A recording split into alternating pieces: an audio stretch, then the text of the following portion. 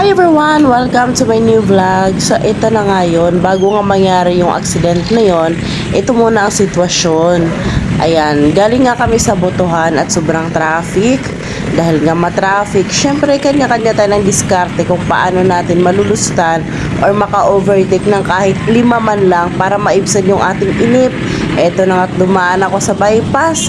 Pag sa right side ka nga pala dumaan, hindi overtake ang tawag dyan. Yan ay bypass, okay? Sa mga hindi nakakaalam, dapat maiintindihan ninyo kung bakit ipinagbabawal ang right side or bypass line.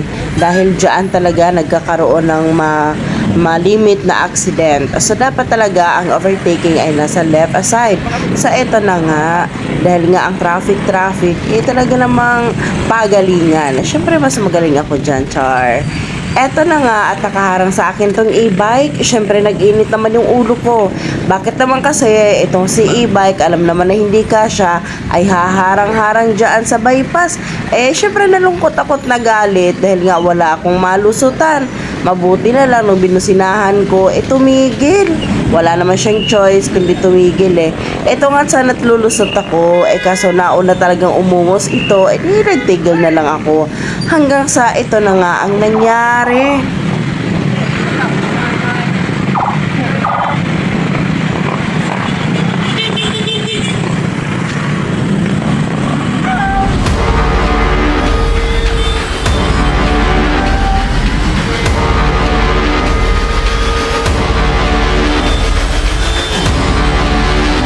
Sino nga ba dito ang may mali?